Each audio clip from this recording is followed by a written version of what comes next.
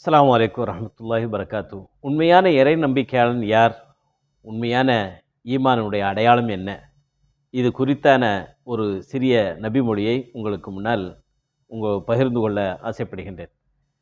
அஸ்ஸலாமு அலைக்கும் வரஹ்மத்துல்லாஹி வபரகாத்துஹு. அன்பான இஸ்லாமிய பெருமக்களே, நபிகள் நாயகம் ஸல்லல்லாஹு அலைஹி வஸல்லம் அவர்கள் சொன்னார்கள், மன் சர்ரத்துஹு ஹஸனத்துஹு வ ஸாஅத்துஹு ஸய்யிஅத்துஹு ஃபஹுவ மூமினுன். ஒருவருக்கு அவருடைய நற்செயல்கள் மன மகிழ்ச்சியை அளித்து, அதே வேளையில் அவருடைய தீய செயல்கள் வருத்தத்தை அளித்தால் அவரே உண்மையான மூமின் ஆவார்.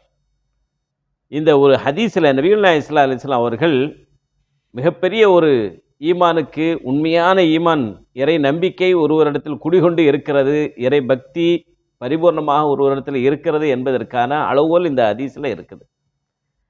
அதாவது, ஒரு மனிதர் தொழுகிறாரு, தான தர்மம் செய்கிறாரு, குர்ஆன் ஓதுறாரு, பெற்றோருக்கு பணிவிடை செய்கிறாரு, நல்ல காரியங்களை செய்கிறாரு, பிறருக்கு தன்னால் தன்னுடைய அறிவை கொண்டு, தன்னுடைய கல்வியை கொண்டு, தன்னுடைய பொருளாதாரத்தை கொண்டு, தன்னுடைய பதவி அந்தஸ்து, அறிவு ஆற்றல்கள் அனைத்தையும் கொண்டு இறைவன் எதையெல்லாம் தனக்கு அதிகபட்சமாக மிதமிஞ்சிய அருளாக தந்திருக்கிறானோ அதன் மூலியமாக இயலாதவர்களுக்கு, பலவீனர்களுக்கு என்னால் என்ற உதவி உபகாரத்தை செய்யும் பொழுது எனது மனது சந்தோஷம் கொள்கிறது.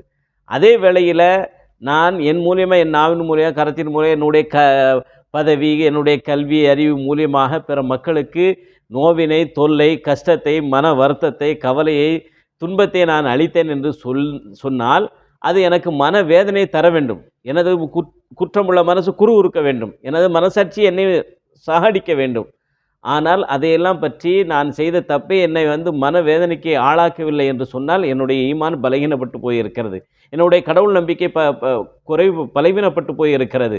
அதே நேரத்தில் நான் செய்த நன்மைகளும் எனக்கு மகிழ்ச்சியை தரவில்லை என்று சொன்னால் அப்போதும் என்னுடைய ஈமான் பலகீனப்பட்டு போயிருக்கிறது என்பதை இந்த ஹதீஸ் நமக்கு தெள்ள தெளிவாக சொல்லி காட்டுகிறது. அன்பானவர்களே, நம்முடைய ஈமானுடைய பலம், பலவீனம் எந்த அளவுக்கு இருக்கிறது இல்லை என்பதை இந்த ஒரு ஹதீஸை நம்ம அளவுகோலாக கொண்டு நாம் புரிந்து கொள்ள முடியும்.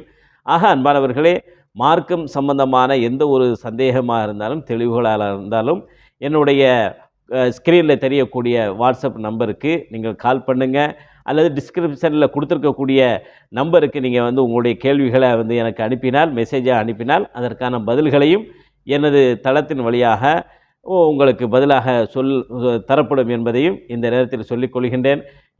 இஸ்லாமிய விஷயங்களை அறிந்து புரிந்து தெளிவடைந்து கொள்வதற்கு எப்போதும் நம்மோடு இணைந்திருங்கள். அல்லாஹ் போதுமானவன்.